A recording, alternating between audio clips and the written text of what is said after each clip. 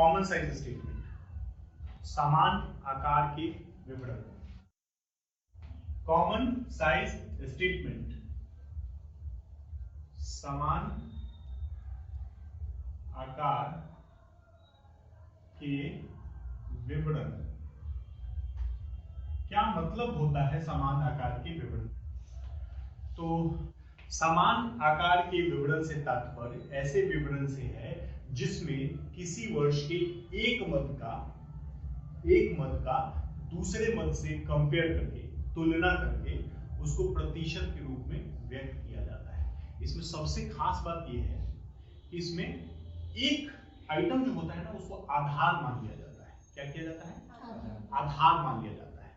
कोई भी एक आइटम, ठीक है, मान कोई भी सकते हैं, लेकिन इसमें जनरली जैसे statement of profit and loss जब बनाइएगा तो उसमें आधार सेल को माना जाता है, रेवेन्यू फ्रॉम ऑपरेशन को माना जाता है।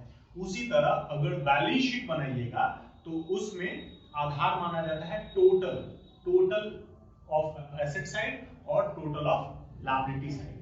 इन दोनों में ऑब्वियसली दोनों बराबर ही होंगे तो इसको आधार माना जाता है।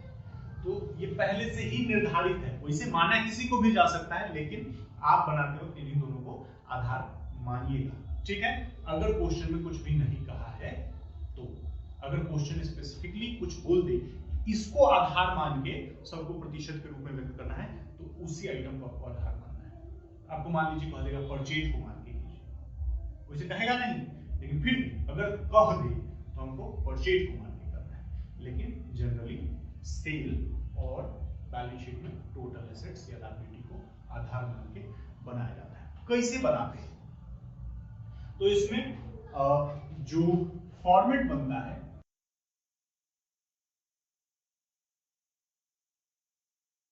ठीक है, इस तरह से फॉर्मेट बना लीजिएगा। ऊपर हेडिंग आपको लिख लेना है कॉमन साइज बैलेंस शीट और common size statement of profit and loss. ठीक है, हम बैलेंस शीट लिखे हुए हैं। तो बैलेंस शीट का पहला जो एक साइड होता है उसको बोलते हैं इक्विटी एंड लायबिलिटीज। यस, ये कोई दूसरा नाम होता है? ठीक है, इक्विटी एंड लायबिलिटीज में पहला होता है share holder fund. Share holder fund, अब शेयर होल्डर फंड है उसका अमाउंट, शेयर कैपिटल होता है इसमें रिजर्व एंड सरप्लस होता है। अभी दो ही आइटम को लेके समझते हैं, उसके बाद फिर आगे देखेंगे।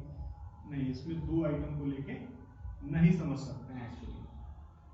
नॉन करेंट लायबिलिटीज भी लेना पड़ेगा आपको और करेंट लायबिलिटीज भी लेना पड़ेगा।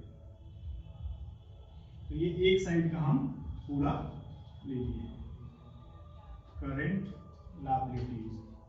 अब इसमें भी दो आइटम मान लीजिए लिख देते हैं। इसमें है ए लॉन्ग टर्म बोरोइंग और दूसरा लॉन्ग टर्म प्रोविजन।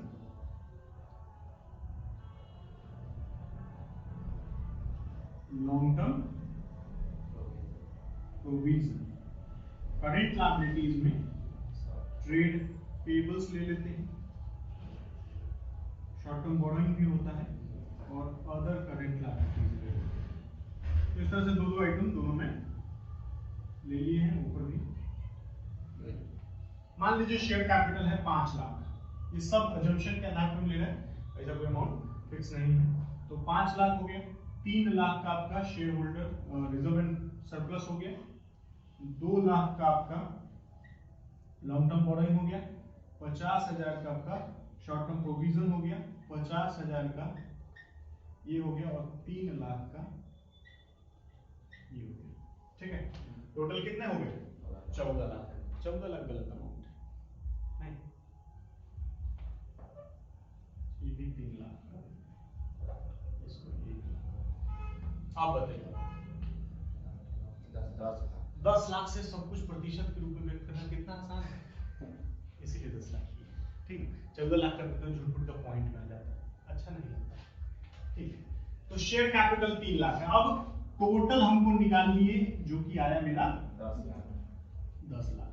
अब हम बोले कि किसी एक को आधार मान लेते हैं, ये आधार हो गया आपका। अब इसी के आधार पे 100 को प्रतिशत के रूप में व्यक्त करना है। कैसे कीजिएगा 100 को प्रतिशत के रूप में व्यक्त?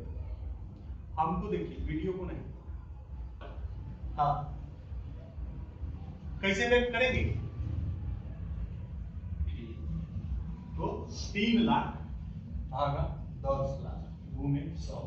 तो कॉमन साइज परसेंटेज निकालने का जो फॉर्मूला होता है, कॉमन साइज स्टेटमेंट या कॉमन साइज परसेंटेज कह लीजिए, स्टेटमेंट नहीं, कॉमन साइज परसेंटेज कैसे निकलता है? तो item amount, individual item amount divided by base item amount या बेस अमाउंट, ठीक है, बेस अमाउंट सीधे लिख लीजिए इनटू 100। तो ये आपका फॉर्मूला यूज कर सकते हैं। इंडिविजुअल आइटम का जो राशि होगा, ठीक है, स्पेसिफिक आइटम का, उसको ऊपर रखना है और नीचे बेस आइटम रखना है और गुने 100। तो 3 लाख बटा 10 लाख गुने 100, 30%। 3 लाख 30%, 2 लाख 20%, 50,000 5%, 1 लाख 10%, 50,000 5%, टोटल मिलके 100% हो गया। हुआ या नहीं हुआ? yes. यहां पे हो गया आसानी से 30 30 60 20 80 10 90 10 100 हो गया ना? तो बैलेंस शीट में ऑब्वियसली इन्हीं का टोटल ये 100 है, इसीलिए सब मिलके 100 हो गया, ठीक ना? तो 100% हो गया।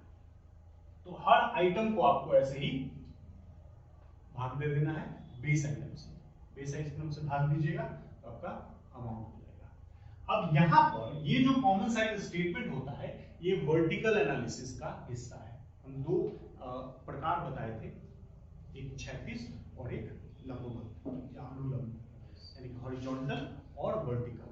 हॉरिजॉन्टल में क्या होता था? इस तरह से कंपैरिजन होता था, इस डायरेक्शन में, और वर्टिकल में इस डायरेक्शन में कंपैरिजन होता था। तो ध्यान से देखिए कंपैरिजन कैसे हो रहा है, ऐसे हो रहा है ना, नीचे सेम है, ऊपर वाले से कंपेयर कर रहे हैं, तो उसी लाइन में कंपेयर हो रहा है, इसीलिए इसको वर्टिकल बोलते हैं। ठीक, कोई दिक्कत है इसमें? नहीं। अब ये बताइए, 2 तरह के और एनालिसिस थे, एक इंटर फॉर्म था और एक इंट्रा फॉर्म था। मतलब फर्म के अंदर ही कंपैरिजन कर रहे थे और दूसरे फर्म के साथ कंपैरिजन कर रहे थे। ये कौन सा है? इंटर फॉर्म है या इंट्रा फॉर्म है? ये इंटर फॉर्म, ये इंटर फॉर्म है। इंट्रा फॉर्म है तो फर्म के अंदर ही कंपैरिजन कर रहे हैं, किसी दूसरे फर्म से कंपैरिजन नहीं हो रहा है ना? अपने ही राशि से अपने ही राशि का कर रहे हैं, अपने सेल से अपने परचेज का कर रहे हैं, अपने टोटल एसेट से शेयर कैपिटल का कर रहे हैं, रिजर्व एंड सरप्लस का कर रहे हैं, तो दोनों आइटम तो अपना ही है ना, तो इसीलिए इसको इंट्रा फॉर्म एनालिसिस बोलते हैं। ठीक है, तो वर्टिकल एनालिसिस और इंट्रा फॉर्म एनालिसिस का हिस्सा है कॉमन साइज स्टेटमेंट। ये समरूप प्रतिशत बोलते हैं इसको हिंदी में शायद, या समान आकार प्रतिशत। ठीक है, कॉमन साइज परसेंटेज इसका फॉर्मूला है, और ये है आपका कैसे आप बनाइएगा वो तरीका। ठीक है, अब यही तरीका लागू होगा statement of profit and loss में भी। उसमें भी रेवेन्यू फ्रॉम ऑपरेशन दिया रहेगा, अदर इनकम दिया रहेगा, टोटल इनकम होगा, फिर उसके बाद कॉस्ट ऑफ मटेरियल परचेज होगा, कॉस्ट ऑफ मटेरियल कंज्यूम्ड होगा, सॉरी, उसके बाद चेंज इन इन्वेंट्री होगा, फाइनेंस कॉस्ट होगा, डेप्रिसिएशन होगा। तो ये जितने भी एक्सपेंसेस होंगे सबको कंपेयर करेंगे किससे? उसमें बेस आइटम क्या होगा? Revenue from operation. क्या होगा? रेवेन्यू फ्रॉम ऑपरेशन, उसमें बेस आइटम होगा। और यहाँ पर बेस आइटम कौन सा है?